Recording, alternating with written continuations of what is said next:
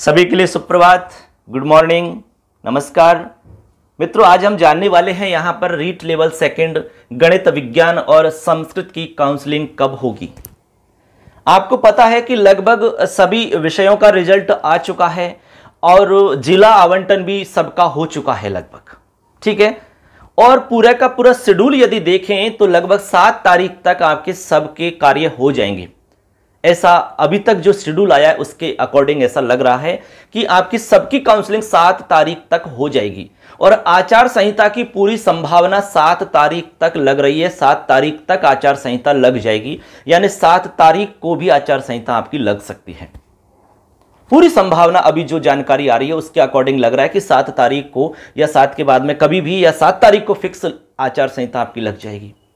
अब 7 तारीख तक का हमारा शेड्यूल है पूरा का पूरा सारे विषयों का, ठीक है। मैं अलग अलग करके बताऊंगा सबका। 7 तारीख के बाद में किसी का भी शेड्यूल नहीं है। इसका मतलब यही फिक्स मानकर चलिए कि 7 तारीख तक सबका कार्य होने की पूरी संभावना है।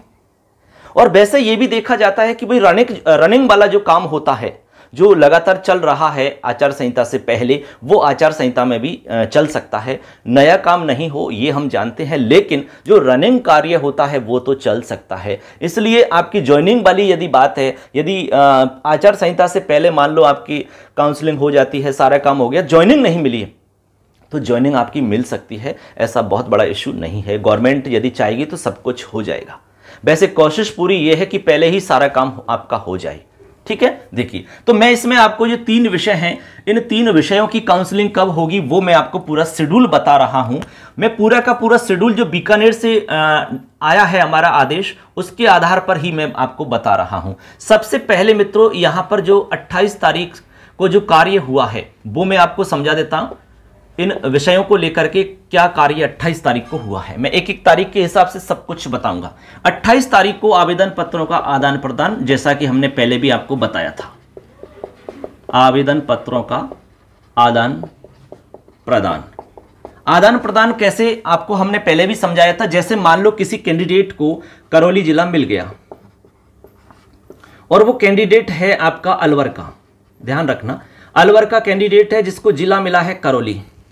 अब अलवर का जो कैंडिडेट है तो उसके जो डॉक्यूमेंट्स हैं, उसकी जो फाइल है, जो वेरिफिकेशन के टाइम पे आपने 2 फाइल दी थी, वो फाइल यहां से एक फाइल आपकी करौली में आएगी, करौली में।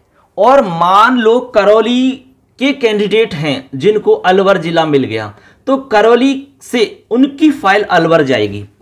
तो ऐसे इन सबकी एक जगह मीटिंग रहती है, वहां पर कोई कर्मचारी जाता है फाइल लेकर के, तो वो एक्सचेंज कर लेते हैं फाइलों को कि हमारे जिले की कोई फाइल है क्या, हमारे जिले की कोई फाइल है क्या, तो एक दूसरे से वो एक्सचेंज करते हैं फाइलों को। इस तरह से वो फाइल वहां पहुंच जाती है संबंधित जिले में, जो जिला आपको आवंटित हुआ है।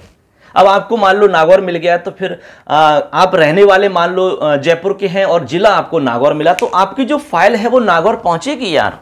और नागौर के स्टूडेंट को मान लो कि जयपुर मिल गया तो नागौर से उसकी फाइल जयपुर आएगी। ऐसे इसके बाद में आगे काम क्या होगा, आप सोच रहे होंगे कि फटाफट करवा दें, लेकिन ये सारा काम रहता है तब जाके काउंसलिंग होती है यार, ऐसे बहुत जल्दी से नहीं होता है सारा कुछ। इसके बाद में 29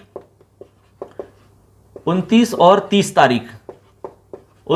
30 तारीख में क्या होगा, 2 दिन। तो जिला परिषद के द्वारा पात्र जो अभ्यर्थी हैं, पात्र जो कैंडिडेट हैं उनकी सूची तैयार की जाती है। पात्र कैंडिडेटों की सूची तैयार की जाती है जिला परिषद के द्वारा। आप ये मत सोचना कि सर दोबारा से सूची बनाएंगे तो उसमें कोई रह सकता है क्या, ऐसा नहीं है। उनके हिसाब से वो सारा कुछ काम करके, देख करके, जांच करके उसके बाद में एक लिस्ट तैयार करते हैं, ऐसे आपको सोचना है। इसके बाद में देखो यहां ये काम हो गया, पात्र जो कैंडिडेट हैं उनकी सूची तैयार हो जाती है। इसके बाद में आप क्या करेंगे, यहां देखिए आगे। अब देखिए मित्रों, यहां तक आप समझ गए। इसके बाद में 1 तारीख यानी कि 1/10/2023, 1 अक्टूबर को क्या होगा, 1 अक्टूबर को जो अंतिम सूची है, ठीक है, फाइनल सूची तैयार करके, अंतिम सूची तैयार करके डीओ साहब के पास जो प्रारंभिक हमारे डीओ साहब हैं उनको उपलब्ध करवाई जाती है। उपलब्ध करवाना, ये कार्य होगा आपका 1 अक्टूबर को, ठीक है। क्योंकि इसमें बहुत सारा काम रहता है, पूरा सिस्टम से मैं बता रहा हूं कैसे कैसे काम होता है इसमें, तब जाके हम काउंसलिंग तक पहुंचते हैं।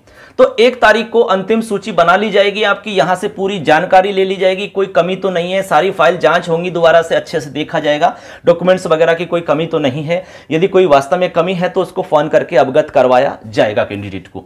अंतिम सूची तैयार कर ली, उसके बाद में डीओ साहब को उपलब्ध करवा दी जाती है। इसके बाद में 3 तारीख को 3/10/2023 3 अक्टूबर को क्या होगा, 3 अक्टूबर को शाला दर्पण पर डीओ साहब के द्वारा रिक्त पदों को अपलोड किया जाता है शाला दर्पण पर। ठीक है, शाला दर्पण पर रिक्त पद अपलोड, यानी रिक्त पदों को अपलोड किया जाता है। कितने कैंडिडेट इसमें सही पाए गए हैं, कितने कैंडिडेट एकदम सही हैं, और जिन कैंडिडेटों की गड़बड़ होती है कुछ, तो आपको पता है प्रोविजन लिस्ट में उनको रख दिया जाता है। तो यहां पर जो अंतिम सूची तैयार हुई है उसके अकॉर्डिंग ही शाला दर्पण पर रिक्त पदों को अपलोड किया जाता है। इसी के साथ में यहां पर वरीयता भी मतलब प्रकाशित की जाती है, वरीयता सूची का प्रकाशन भी यहां किया जाएगा। वरीयता सूची, आपको पता है कि जो आपकी सीनियरिटी है वो यहां वरीयता से मतलब है, यानी कि वरीयता क्रम के हिसाब से ही आपकी काउंसलिंग होती है। जैसे मान लो 50 नंबर वरीयता है आपकी, तो 50 नंबर पर ही आपको काउंसलिंग में अंदर जाना होता है ऐसे। तो ये 3 तारीख को 2 काम होंगे, आपके रिक्त पद अपलोड हो जाएंगे शाला दर्पण पर। जो रिक्त पद हैं उन्हीं में आप उन्हीं को आप ले सकते हो काउंसलिंग में, फिक्स है। तो यहाँ ये ऑफिस के द्वारा अपलोड होते हैं। इसके बाद में वरीयता सूची आपकी प्रकाशित कर दी जाती है, आपके कितने नंबर पे आपकी काउंसलिंग होनी होती है। इसके बाद में 4 और 5 तारीख 4/10/5/10 2 दिन 4 और 5 तारीख को लगातार यहां पर आपकी काउंसलिंग होगी फ्रेंड्स। क्या होगी? काउंसलिंग। देखिए ये हम बात कर रहे हैं किसकी है, ये गणित विज्ञान और संस्कृत की। तो 2 दिन आपकी काउंसलिंग चलेगी, 4 अक्टूबर को और 5 अक्टूबर को आपकी काउंसलिंग चलने वाली है। इसके बाद में 6 अक्टूबर को, यानी कि 6/10/2023 6 अक्टूबर को जो हमारी जिला स्थापना समिति है, उस जिला स्थापना समिति के अनुमोदन के बाद आपके यहां पर पोस्टिंग ऑर्डर यानी कि नियुक्ति आदेश जनरेट होते हैं। नियुक्ति आदेश आपके आ जाएंगे। ये अब तक का शेड्यूल है जो बीकानेर से फिक्स बताया गया है, ये पूरे राजस्थान के लिए है। ठीक है, यानी 6 अक्टूबर को आपके आदेश आने की पूरी संभावना है इस आदेश के अकॉर्डिंग। अब देखिए इसमें एक बात और साफ साफ नीचे लिखी गई है नोट में कि इसमें जो ये शेड्यूल बताया, इस शेड्यूल में आंशिक परिवर्तन किया जा सकता है। जिला परिषद अपने सुविधा के हिसाब से, कैंडिडेट की संख्या के हिसाब से इसमें परिवर्तन कर सकती है। मान लो ज्यादा कैंडिडेट हैं तो वो थोड़ा सा पहले शुरू कर सकती है काउंसलिंग के कार्य को, और मान लो ज्यादा नहीं है तो जो फिक्स शेड्यूल है उसके अकॉर्डिंग भी ये काम आपका हो जाएगा। अब आप बार बार इस तरह से परेशान मत होना कि सर हमारे जिले में कब होगी काउंसलिंग, उस जिले में कब होगी। अब इसके लिए थोड़ा सा आपको जागरूक रहना है।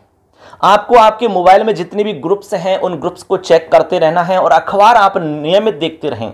अखबार मोबाइल में आजकल तो हर जिले के अखबार उपलब्ध होते हैं, इसलिए जो जिला आपको आवंटित हुआ है उस जिले का अखबार आपको जरूर से जरूर पढ़ना है, डेली के डेली, क्योंकि अखबार में विज्ञप्ति जरूर से जरूर आती है। जब भी काउंसलिंग होती है तो उसकी जानकारी निश्चित रूप से अखबार में दी जाती है। और यदि कोई परिचित व्यक्ति है आपका उस जिले में, जैसे आपको नागौर मिला तो नागौर में कोई आपका शिक्षक साथी जानकार है, कोई जानकार व्यक्ति है, तो उससे आप संपर्क करके जानकारी कर सकते हो। इसके अलावा यदि कोई जिला परिषद में जानकार है, डीओ कार्यालय में जानकार है, तो उससे भी आप डायरेक्ट कांटेक्ट करके आप तुरंत सही जानकारी प्राप्त कर सकोगे। ठीक है, लेकिन जैसे करौली जिला है तो करौली की तो हम आपको पूरी 100% जानकारी दे सकते हैं, यहां से कोई दिक्कत नहीं है, क्योंकि हमें जानकारी पूरी होती है। ऐसे हम सभी जिलों की दे नहीं पाएंगे दोस्तों, क्योंकि हमें भी बहुत जानकारी इकट्ठी करने के बाद ही हमें सूचना मिल पाती है। क्योंकि डायरेक्ट तो हमारे पास ऐसा किसी का डायरेक्ट कांटेक्ट तो नहीं है कि हम डायरेक्ट फोन करें और मिल जाए। अखबार इत्यादि माध्यम है हमारे, और जैसे सोशल साइट वगैरह है, वहां से देखने के बाद ही जानकारी मिलती है। तो आप भी प्रयास करें, हम भी कोशिश करते रहेंगे, जो भी जानकारी रहेगी आप तक हम जरूर पहुंचाएंगे। हर जिले की जानकारी की गारंटी तो नहीं ले सकते, लेकिन जिन की जानकारी हमारे पास आएगी हम आप तक पहुंचाने का प्रयास करेंगे। लेकिन आप खुद से जागरूक रहें, खुद से आप कोशिश करें कि आप खुद से ये चीजें आप देख पाओ। ठीक है मित्रों, और कोई भी अपडेट जानकारी होगी, कोई जानकारी होगी तो आपको मैं जरूर पहुंचाऊंगा। ये मैंने पूरा का पूरा शेड्यूल बताया है गणित विज्ञान और संस्कृत विषय के लिए। ऐसे ही आप आगे जो विषय और हमारे शेष रह गए उनका भी मैं शेड्यूल आपको पूरा बता दूंगा, तो अच्छे से देखते रहें और चैनल को सब्सक्राइब करके जाना, क्योंकि तभी जाकर के आपको सारी जानकारी समय पर मिलेगी। सबके लिए धन्यवाद। जय हिंद, वंदे मातरम।